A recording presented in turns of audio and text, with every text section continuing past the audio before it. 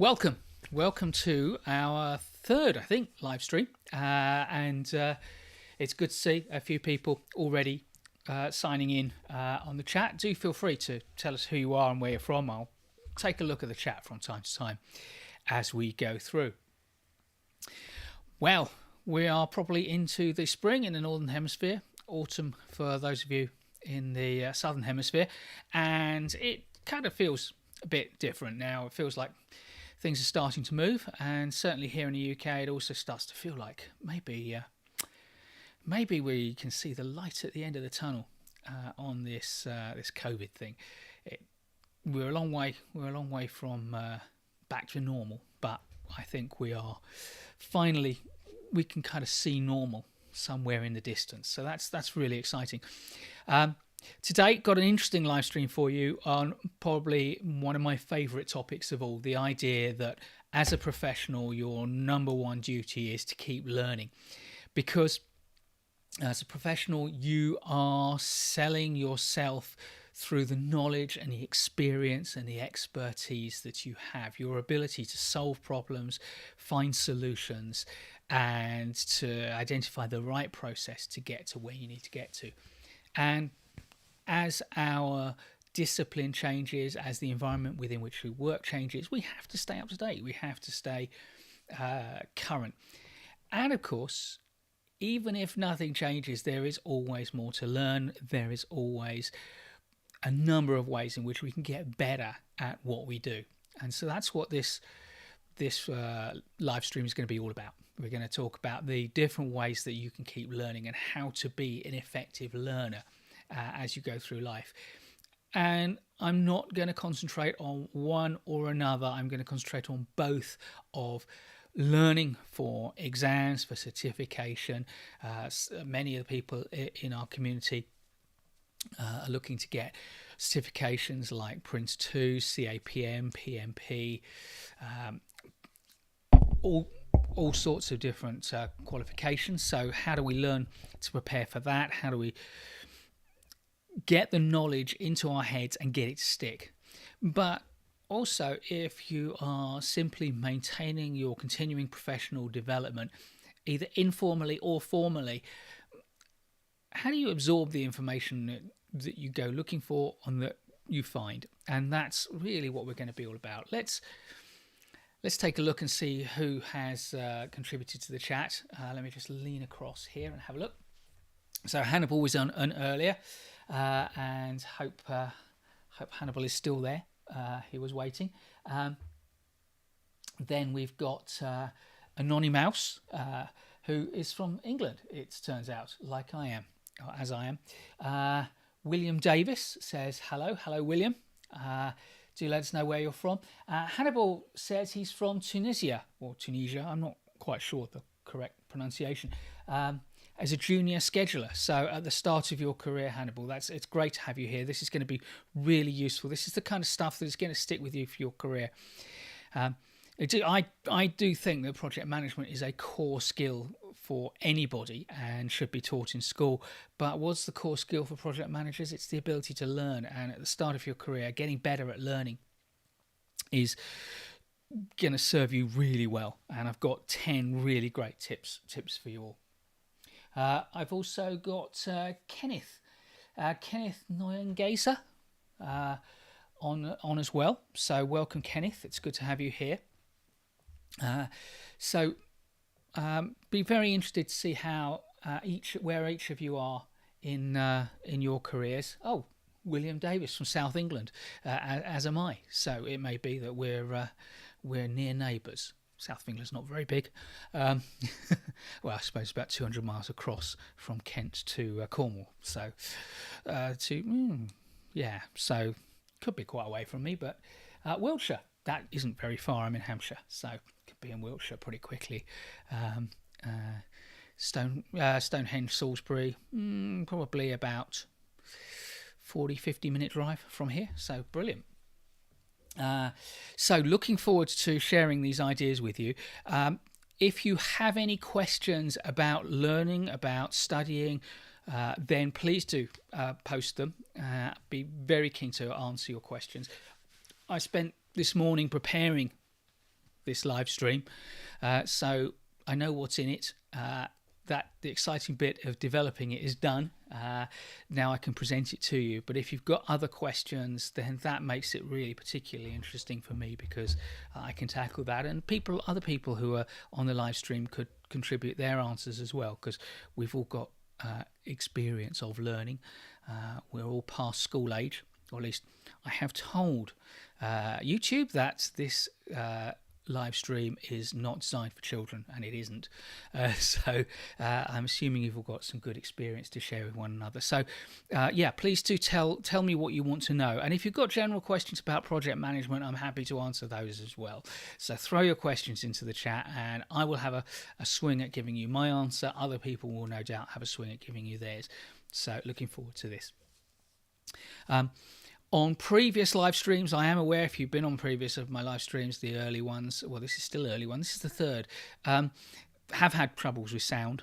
I do believe I have got that nailed. So if you can let me know in the chat whether or not the sound is good, if the volume is sufficient, and most importantly, on previous live streams, the sound would cut out and it would drop it.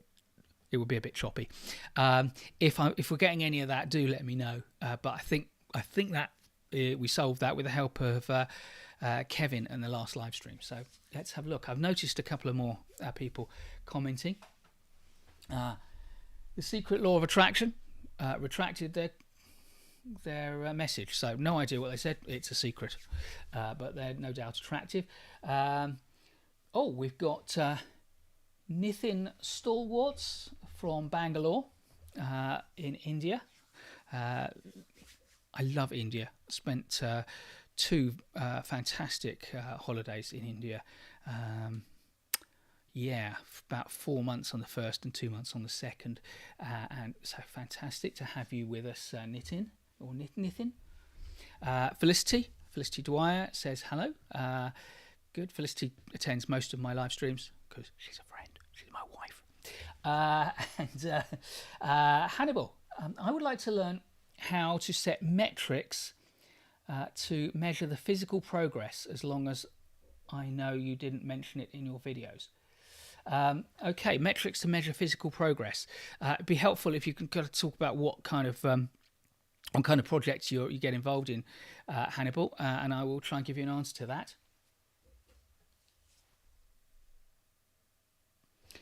Okay, Secret Law of Attraction asks, between BIM program, BIM, don't know what BIM stands for off the top of my head, and concrete technology, which has the most promising future?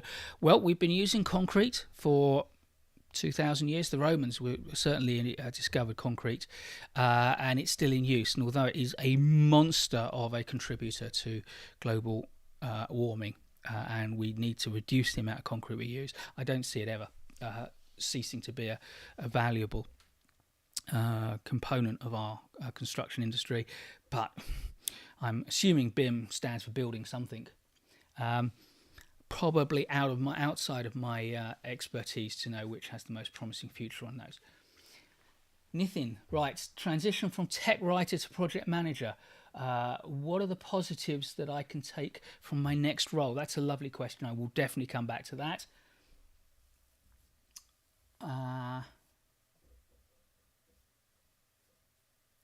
William Davis is about to sit his APM qualification and complete the first 2 years as a business change manager. What certifications would I recommend to further your business change management skills?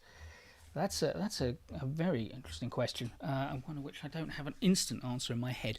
Let's just tackle the questions that we've got there. I'm going to wait a moment to see if Hannibal says more about what kind of progress he wants to track, physical progress he wants to track.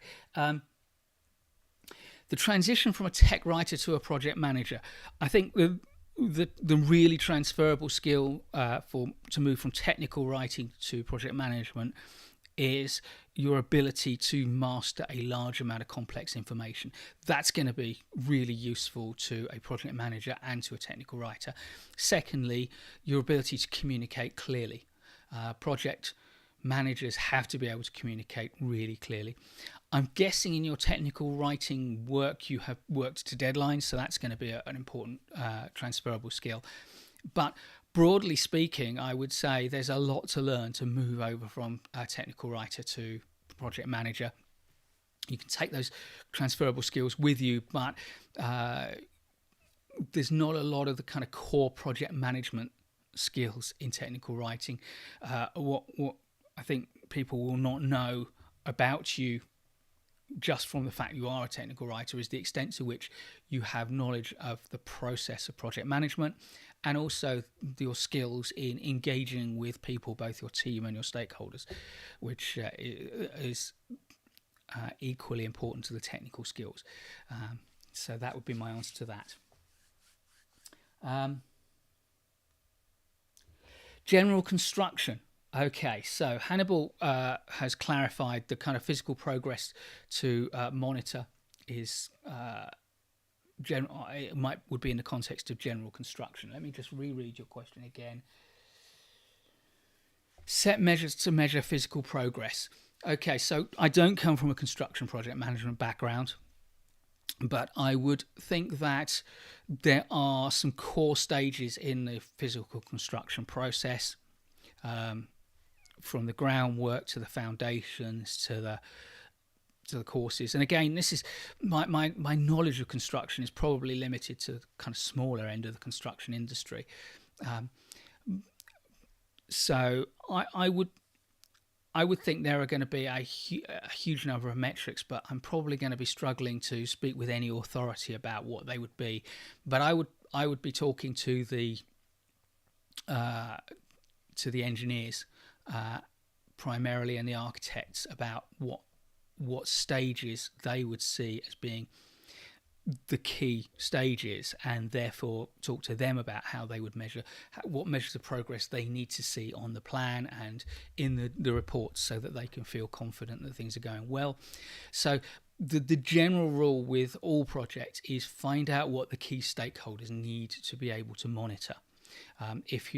If the project manager is one of your key stakeholders as a scheduler, then certainly speak to your project manager. But also in the construction industry, the client will obviously want to know one set of measures. They may be different to what the architect and the engineers need, and indeed the prime contractor will be tracking stuff, and finding out what the prime contractor is tracking is going to be useful.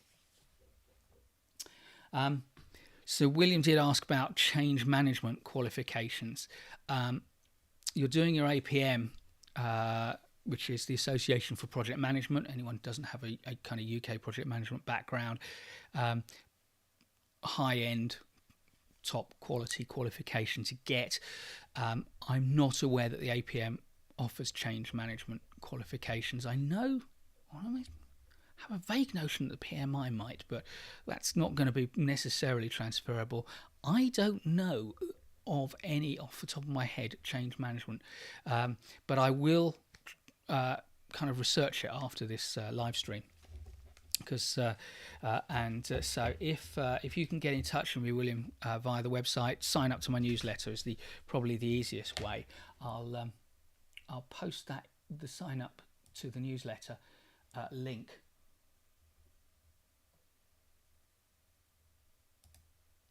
I'll post that in the chat, and hopefully that will give you a way in. There's also a contact form on my website, so do feel free to use that and get in touch with me. Let's see. So what else have we got? We've got Nithin just started learning construction project management. What are some of the best softwares for civil engineering undergraduate students? I can say with complete conviction that I cannot help you with that. Software is not my thing, and civil engineering is not an area I've worked in, so it's a kind of double whammy on me on that, I'm afraid. William, I think, says that APM doesn't offer certification on change management, and he will get in touch with me. So great. I'm gonna cut over to the slide deck now and start to work our way through what I came to say. And the first thing to say is that if you keep listening, if you stay online, if you've got to leave, feel free. That's not locked in. But at the end of this live stream, I will be making a couple of great offers to you. So if you have to leave, do come back and rewatch. Just skip to the end. Do come back and rewatch the live stream, because there'll be some good offers at the end. So 2 special offers at the end.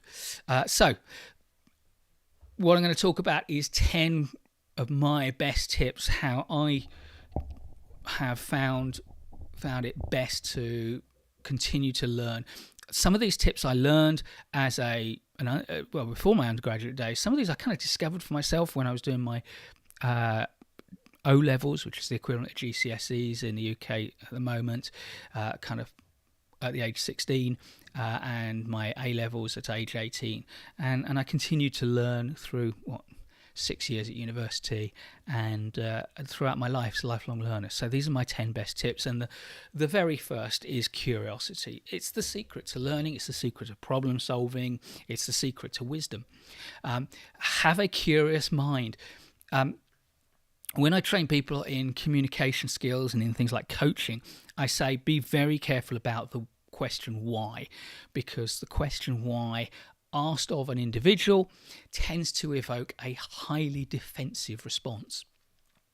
However, the question why is the stock in trade of scientists. It's how we uncover knowledge about the universe, and that kind of curiosity to ask why, ask how, about the world around you and about everything that you do will give you that insatiable kind of desire to learn. And I'm very taken. There's a UK TV program called QI, which stands for quite interesting. It's kind of IQ backwards, I guess, intelligence quotient. It's a humorous but highly intelligent TV kind of panel quiz. However, the QI organisation researches the very, very complex questions that they sometimes ask about sometimes very obscure branches of knowledge, and they have a kind of saying that they say that they believe that everything is interesting, and anything that is not interesting is even more interesting to us. Looked at the right way, everything is interesting, and that kind of need to be curious, not just in what you're doing, but your ability to expand out into other things is really important. I've just noticed there's something else hit the chat, but we'll come back to that when I take a break, if I may. So curiosity is the first key to learning. The second key for me is to focus on not just learning stuff, but understanding stuff. If you understand something, it is so much easier to remember it, plus you can apply it, and you can apply it effectively. And a while ago, I came up with this kind of mental model of my own. Call it a theory if you want to be grand, but the way I kind of think about learning is that we learn when we have a moment of insight. We don't learn when we read stuff, we don't learn when someone tells us stuff, when we see stuff, or even when we practice doing stuff. We learn when our brain goes, got it. And there are 2 kinds of moments of insight for me. And the first is a distinction insight, when we recognize that 2 things that we thought the same are actually subtly different. There is a difference that we can understand. And I think one of the things that makes an expert at something is their ability to recognize far more gradations of subtle difference than a non-expert. So a non-expert will say, well, there's project management. An expert project manager will see many, many different methodologies and how to combine them. And so it goes with every component. A non-expert will say project management is a body of knowledge. An expert project manager will say, no, it's a body of knowledge that consists of many, many knowledge areas. And perhaps a project management generalist will say one of those knowledge areas is risk management, but a risk management expert will see how that breaks down into a number of disciplines around risk identification, risk analysis, contingency planning, continuity planning, and all of those different skills are there. So as we learn, we are making more and more subtle distinctions. And when we see two things that we thought were the same, we suddenly realize they are different, and the difference matters in certain circumstances, and we understand which circumstances, then we've had that distinction insight.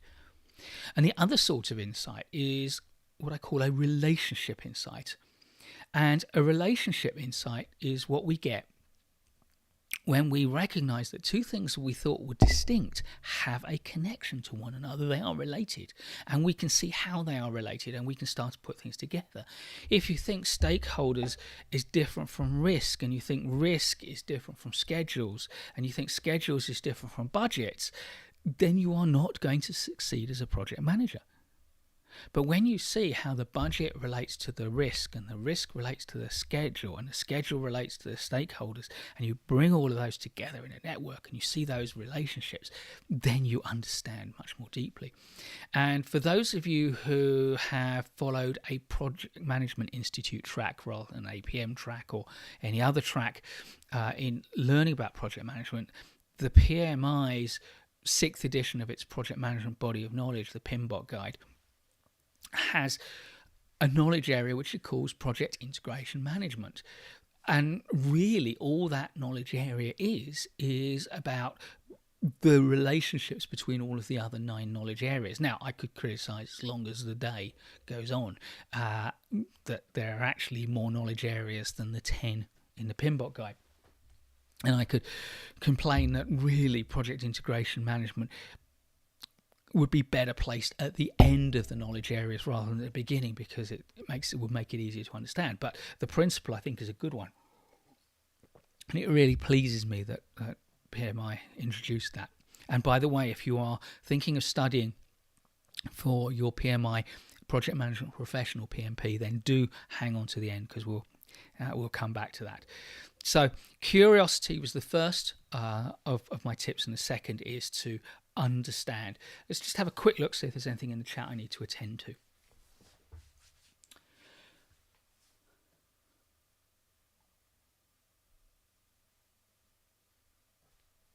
Okay, so William asks, what methodologies does he, should we, can we draw upon during task management activities? And he points out the volume of information tends to get unwieldy. Yes, it does. Now, I think what you're asking about, but you do feel free to clarify if I misunderstood the question, is really how do you kind of get a sense of how all the different tasks connect together? And the tool that we use for building up the relationship between all the tasks or the activities on a project, the principal tool we might use is a work breakdown structure. And a work breakdown structure is really if you like, a linearized network. Everything connects to the project, but not necessarily to one another. So that simplifies it massively. It's a way of decomposing a project down into a few big areas of work, and each of those areas of work into smaller areas of work, and all the way down to individual tasks. And one of the commonest questions I used to get when I was doing live project management training every week, seems a long time off now, one of the questions I often got was, how far do you break down the tasks? Because obviously you can keep going and keep going. And I always say the answer is until an individual that is going to do the work sees the task as one coherent thing that they fully understand. That is in the context of what I've just said. They fully understand the relationships of the subtasks that make it up. They know what all the little tasks are within it and how they all go together. If the person who's going to do that work knows and understands all of that, then you don't need to break down any further. Certainly not for getting the work done and managing it. So work breakdown structure, I think, is the tool that you need there, William. And again, clarify if that doesn't answer your question. Let's move on to the third, making connections. So this is related to what I've just said, the idea of a relationship insight, but it's a bit different because this isn't about necessarily relationships, but it's about connecting up knowledge and areas of knowledge. And when we learn, we learn, we have moments of insight. We also learn when we make connections, when we connect up knowledge. And the simplest and most obvious, I suppose, is that we learn something that reminds us or tells us or gives us that understanding that two things that we knew about are in some way connected to one another. And a good example, since William's already raised it, is that in many organizations they will view project management and change management as two separate disciplines. But when you make a connection between them and see that there are common elements and there are distinctions, and you understand how they connect together, you become a much more powerful professional. And I always think of change management and project management as two ends of a spectrum. And one of the reasons I'm doing what I'm doing now, which is teaching people, training people, providing education in project management, rather than what I was doing 20 years ago, which was delivering large projects, is because the firm I worked for at the time wanted to move away from the direction that I and a number of colleagues were trying to take it in, which was about integrating the two teams that worked on project and program management on one hand and change management on the other. I believed we needed to integrate those teams, and at the time the firm decided that wasn't the way to go, and I just didn't feel that was sustainable. You're welcome, William. I've just seen your note. So making connections is another way that we learn. But there's another way that we make connections, not just between two things we know, but when we find out some new information and we can connect that new information to some existing knowledge. That's another point where we learn something. Just getting that new piece of information isn't particularly useful. It isn't particularly interesting. Which when we can integrate it in to everything else we know, or something by connecting it to some other existing piece of knowledge. So when you are learning about project management, when you learn something new, ask yourself how it either helps you connect one piece of knowledge that you have to another piece of knowledge that you have, or if it can't do that, how it connects to existing knowledge that you have, and build up that kind of web of knowledge that will help you to learn it, help it to stick in your mind, and it will help you to understand it. So constantly making these connections. Fourth up is deliberate processing.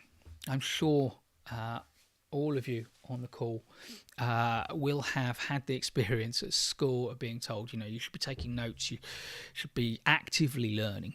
And that's absolutely right. And if you can take the information that you gather and then represent it in a different way to the way it came in, then that forces your brain to process it in an additional way, and it really starts to produce more mental neurons. And the reason I actually chose this image of all the images that were candidates for this one is because this young girl is drawing a paramecium.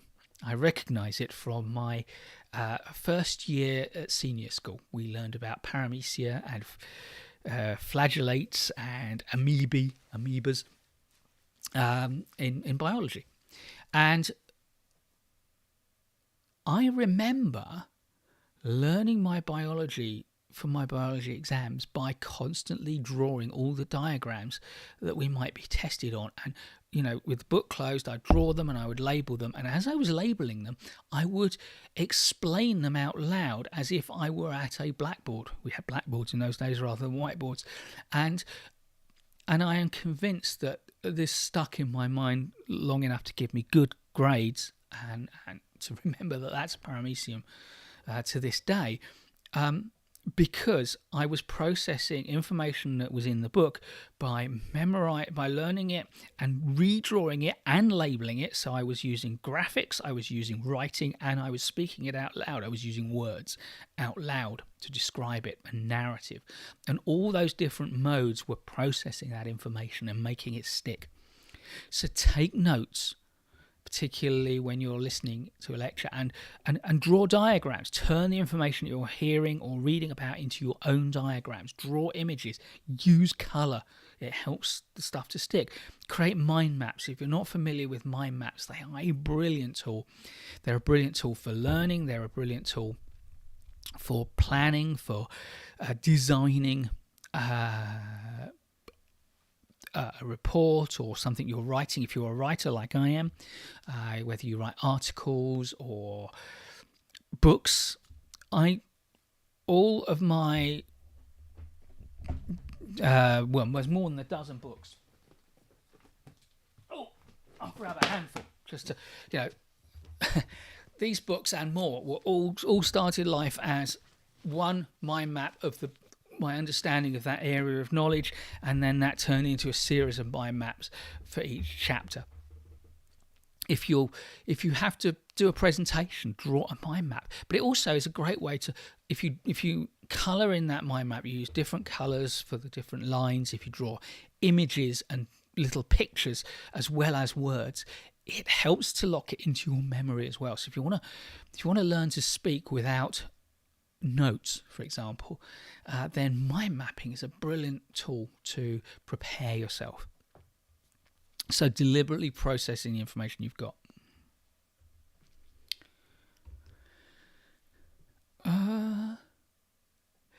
While we're at it, this is just I'd forgotten this was here, but this is just to point out for those of you who know me only through the YouTube channel, I do have a large website, onlinepmcourses.com. I'll paste the link into the chat so that you can. Here we go.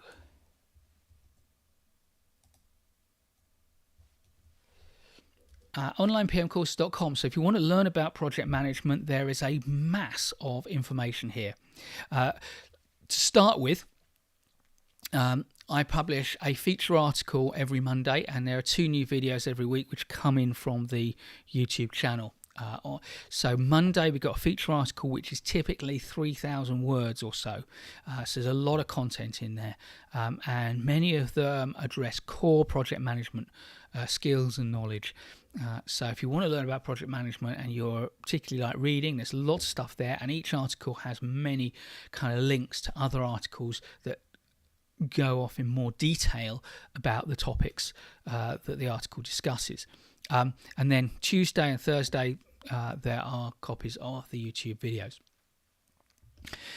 There's also a number of free and paid resources on the site, including access to my newsletter, which comes out every Thursday, kind of around about midday UTC, give or take an hour or two, whatever.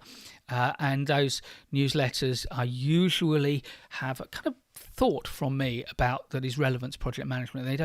They're kind of educational, informational, but a little bit more, here's an idea to discuss with you, something that occurred to me during the week.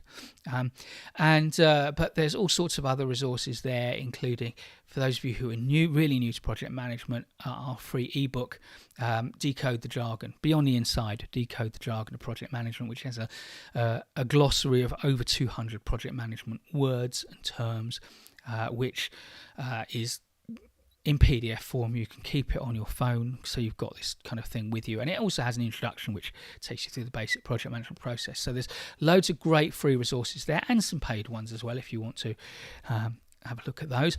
And the other thing I'd point out is in fact, I might just need to just bear with me a second, get rid of my face for a moment.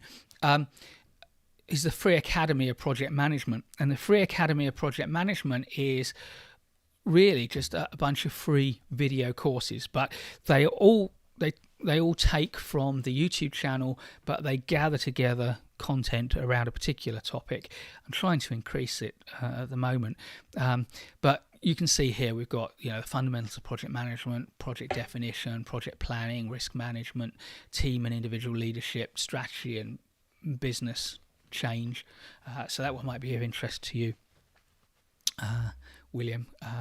There's also, by the way, a course on change management, which isn't a certificated course, which I'll kind of plug while I'm at it. So there's lots of free stuff on the YouTube, on my website. So please do take a look at that if you get a moment, and just use the materials that the stuff I produce for free. I produce for you, and if it doesn't get used, it's just a waste of my time. But we get lots of people visiting, and you're very welcome. Let's just see if we've got any comments before I talk about model making.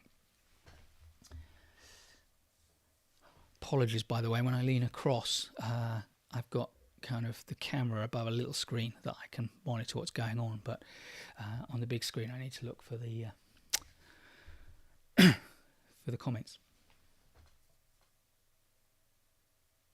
Okay, Hannibal asks, in what field of projects do I have experience? It's a good question, and a very fair question. You need to know the background of the person who's claiming some degree of knowledge and expertise.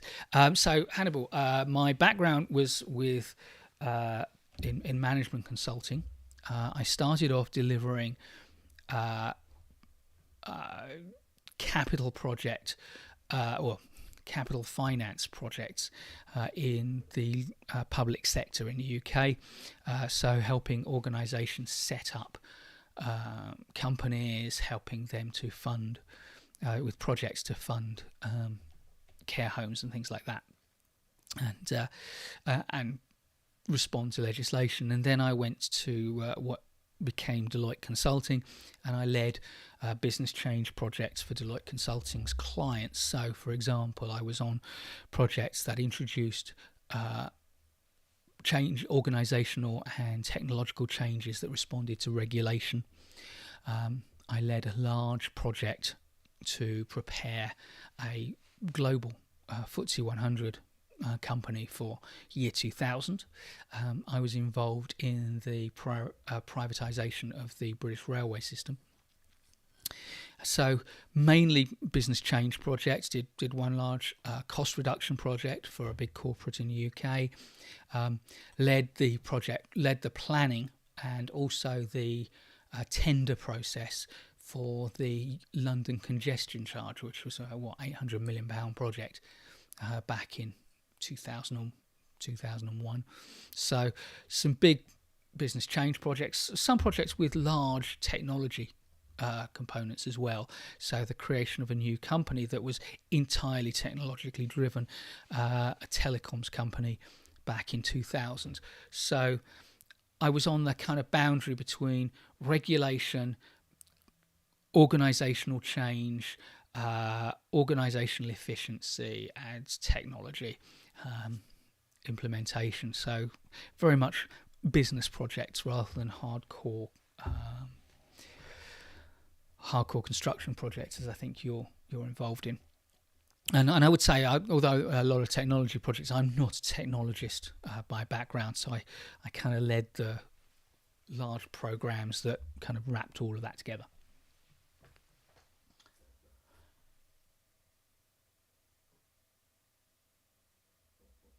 So William Davis asks, what was my main motivation to drive for the integration of project, program and change managers? I think because at one end of a spectrum, you've clearly got the implementation of, let's say, the building of a building or the creation of some technology. And at the other end of the spectrum, you've got the fact that, you might want to change the culture of an organisation, which is clearly change management. But most of the projects that I was involved in, you had to create some stuff, but that stuff was not going to be any use unless people adopted it and interacted with it in a way that we were designing it to be used. So it is not good enough to create new technology, to create processes and systems that allow an organisation to work properly within a new regulatory regime. It's not enough to tell an organisation that it needs to respond to an existential threat, whether it's year 2000, as I was involved in, or response to COVID, or changing your IT systems to accommodate the threat of cyber crime or cyber terrorism or cyber warfare.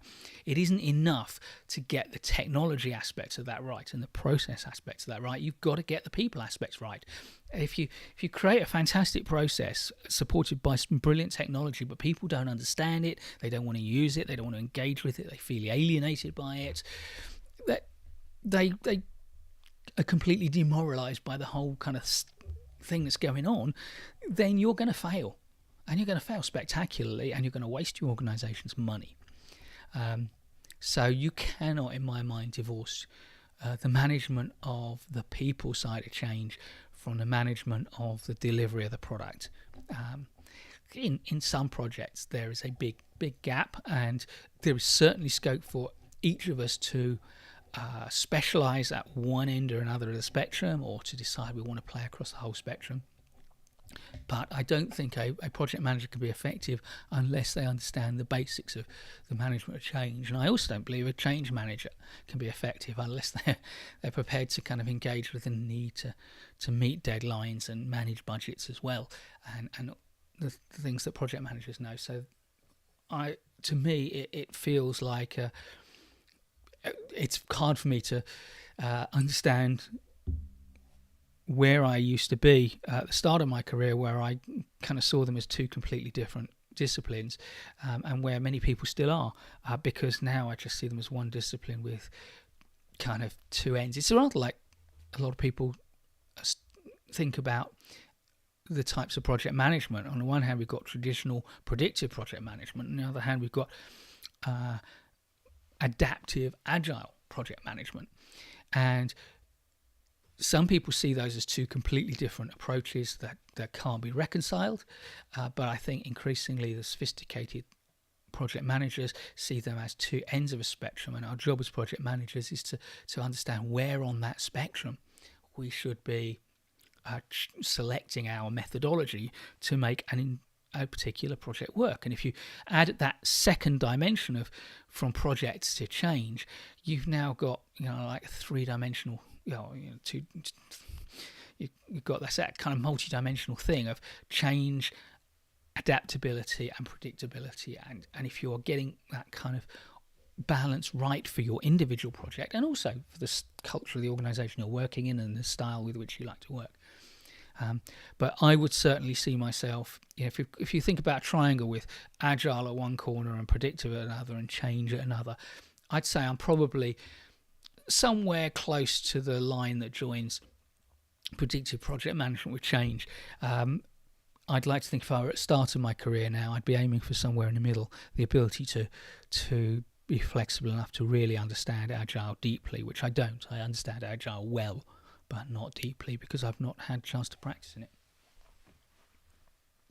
Okay, and did you notice what I just did there? I kind of created a model out of nothing. I created a model where we have a triangle with predictive project management in one corner, agile project management in another, and change management in a third. And that is a model. That triangle is a model. It's not reality. It's a way of making reality understandable to me and hopefully to you as I explain it. And there is a space between those three corners, and you can occupy any position on that space. It's not a particularly clever model in the sense that I didn't have to reach very far to find it, because it's the same model we use in the UK for the time cost quality triangle. It's the same model we use in the US for the time cost scope triangle, the iron triangle. The idea of having three things at the corners of a triangle isn't brilliant in the sense of being innovative. You've got three things, immediately you think of a triangle, or possibly you think of three lines joining in the middle. But that model making allows you to build upon a pattern that you can see and make it visible to other people, and creating diagrams makes it memorable, it makes it easy to explain. And if you learn new stuff and you can make a model that integrates some of that stuff, it will help you to remember it. And the other, that is a kind of diagrammatic model that I've described there. The other kind of model that we can have of course, is a linguistic model, and the commonest thing is the kind of model that it creates a mnemonic by using the beginning letters of the words. So, for example, you might a common one is PEST, political, economic, social and technological, or the more sophisticated PESTLE model, political, economic, social, technological, legislative and environmental. These are kind of factors that we build into business strategy. When I was creating my book on risk management, now in its second edition, please have a look on the website and you'll be able to download it through Kindle. So risk happens, I wanted a model of sources of risk, and I came up with the model SPECTRs, which stands for social or sociological risks, political risks, economic risks, commercial risks, technological risks, regulatory risks, environmental risks, and safety and security risks. So the fact that I can trot out all those different types of risks without having any notes in front of me is because I created that model. I listed all the things and then I played around until I could find a word. And I might have tinkered with some of the labels I used. Instead of legislative, I used regulatory because spectals doesn't work in the English language. And by the way, those of us who have English as a first language or an effective business language have a huge advantage because English has so many more words than most other languages. But then if you're using a word that's rare, you're probably going to make it more easily forgettable. So mnemonics. Another one I like is the trust equation. David Maister came up with this model. It's a way of thinking about how do we earn trust as a professional, and he said the trust equation is basically a sum of three things divided by a fourth thing. It's the sum of your credibility, your knowledge, your experience, so that's C, plus your reliability, how much people feel they can rely upon your behavior and performance, plus the intimacy you have, that kind of relationship you build with them. A strong relationship, greater intimacy. So we add together credibility, reliability and intimacy, and then we divide by self-orientation. If you're someone who does things for yourself and people think you do things for yourself, then it's going to reduce your trust. And so what Maister did was, instead of trying to come up with a word out of those four things, he came up with an equation, which is a fantastic model. And many people who know me will know my all-time favourite business model is the Tuckman model, and you'll find content on that on the website.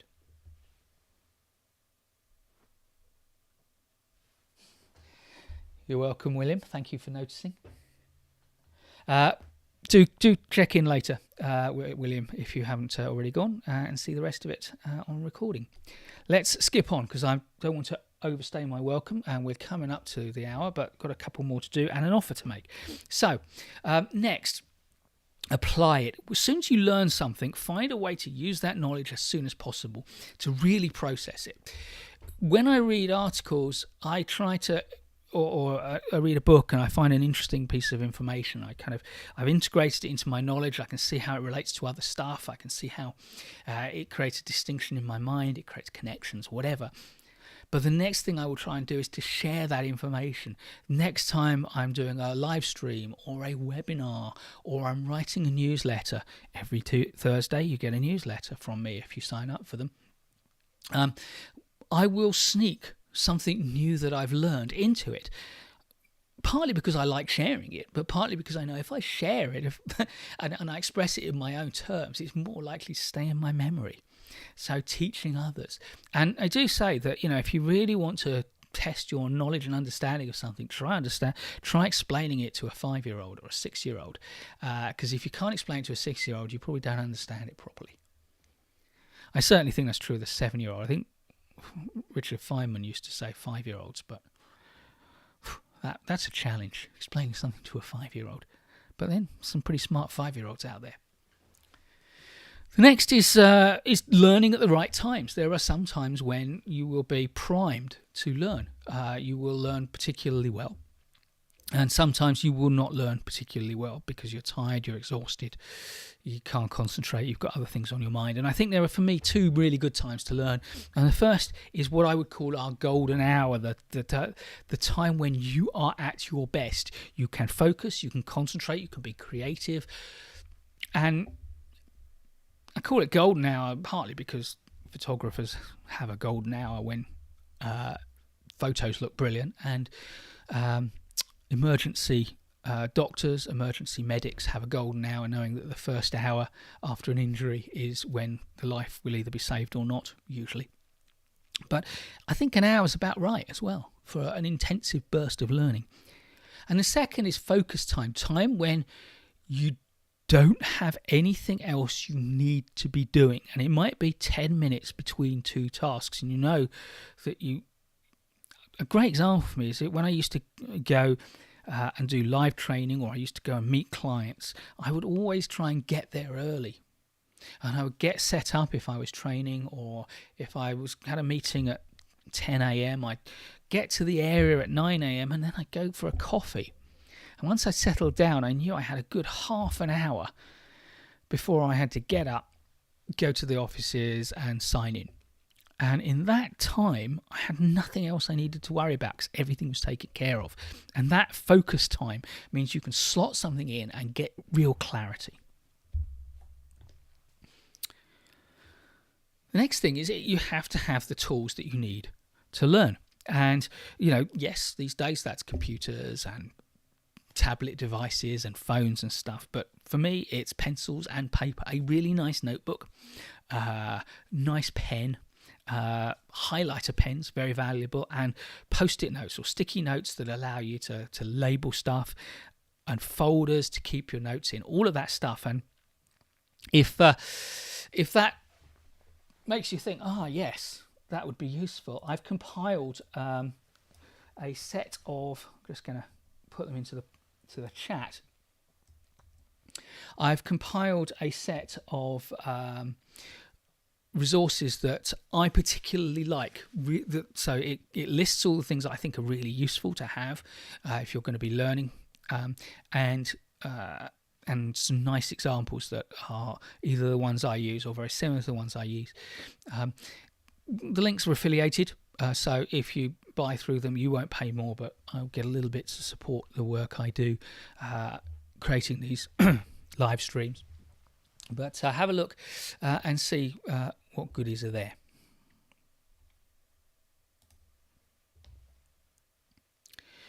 The next and penultimate thing I want to talk about is T-shaped learning. Now, in Agile project management, there's a lot of talk of T-shaped people, and I think T-shaped learning is a really important concept. And the concept is that we need to make our learning broad and deep. And I'm going to kind of explain it in the context of holes. If you create a hole that is really wide, that is broad, so here I'm thinking about learning about a little bit about lots and lots and lots of different things. I know something about everything, but I don't know very much about anything. That's wide and deep. Well, that's not really a hole. It's just a depression. It's just a dip. So it isn't any good trying to build a career, a professional career, based on knowing a little bit about everything, but not very much about anything. But an alternative is to be very deep but not wide. And if you try to build a hole that is too deep and not very wide, it becomes unstable and it collapses. And I don't think that's a sustainable route for a career either. I think a career cannot be based on really, really, really deep knowledge, but not knowing anything about anything else.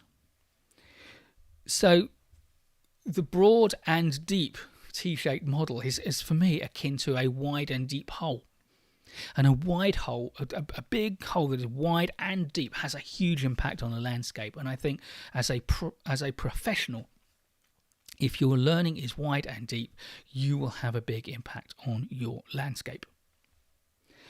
And the question I think that some of you might have in your mind is, hey, okay, Mike, wide and deep. I'm a project manager. I know about project management, or I'm learning about project management. how should I broaden out my T-shaped learning? What would be my priority? And the answer is simple. Oh, hang on.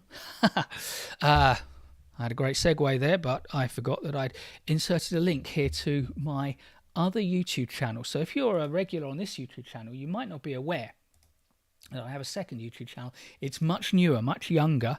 It's a year and a bit old. Only 3,000 subscribers, but coming along fast, I would say. And it's called Management Courses. I'll post the link in the chat. And Management Courses offers you information about general management topics. The most popular videos, most of them are around motivation, interestingly enough, which is great for the segue.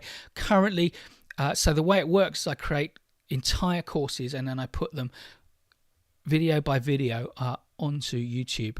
And they're in playlists, and currently each week there are 2 new videos, one for each of 2 courses that are running. And at the moment we're running a course on teams and team working and a course on organizations.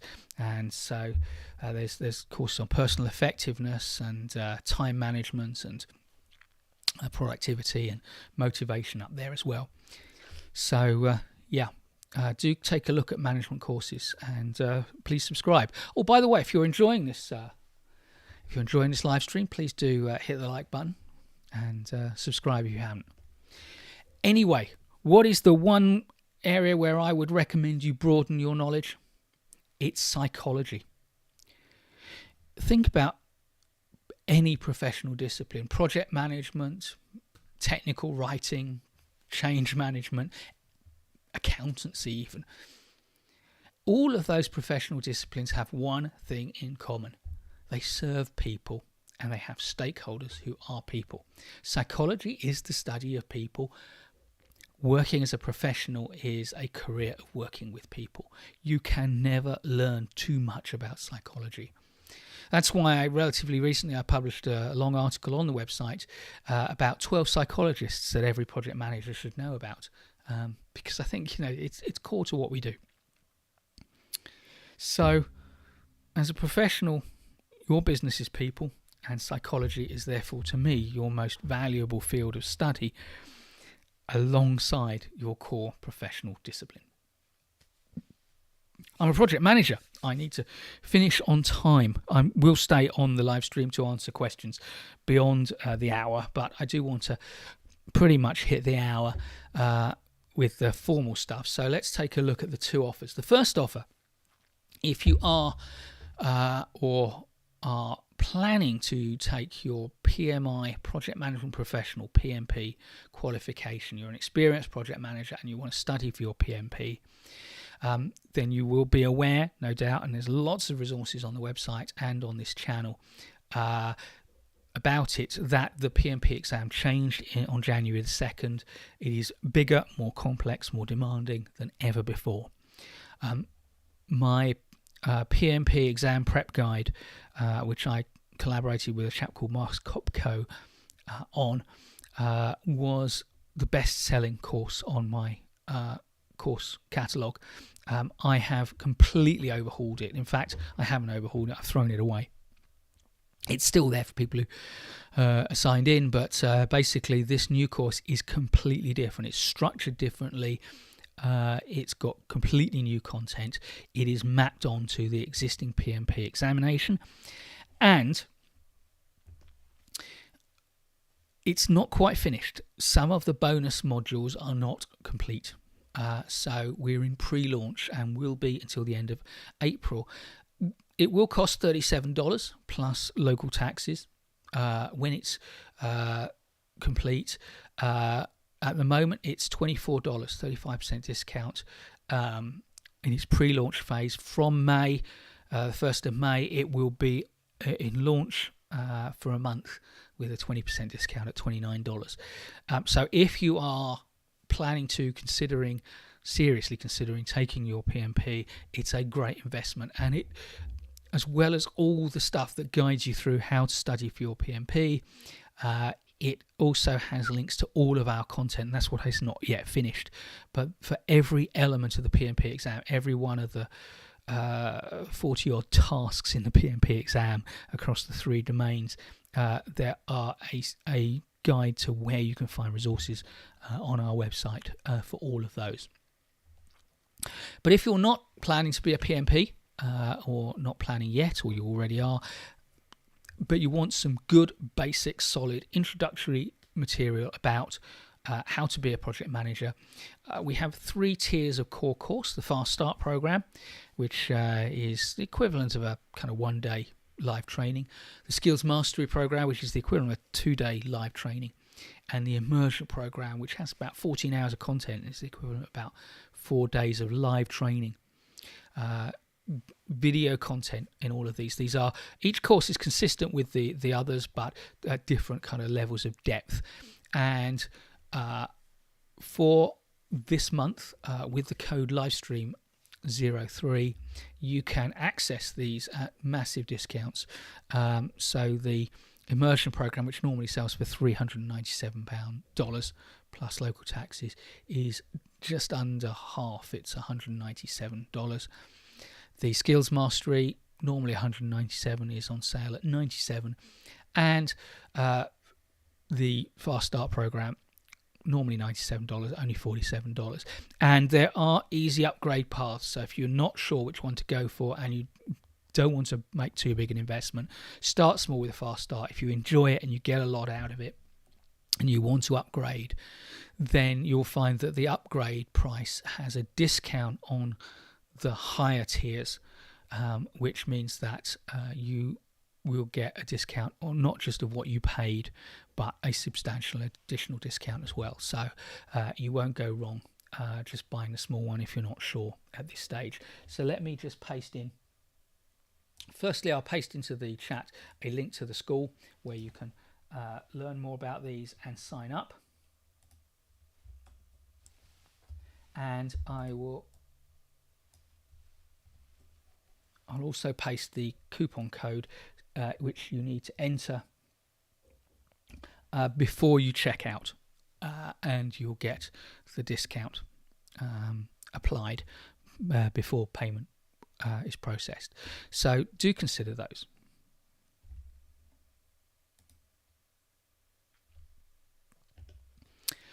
So I'll just bear with me a second. Get rid of my ugly mug there for a second. The message for anyone in professional life and for any project manager in particular is the one thing you need to do is to keep learning. And to help you do that, I'll put my face back on the screen and take a quick look and see if we've got any questions to answer. Now's your time.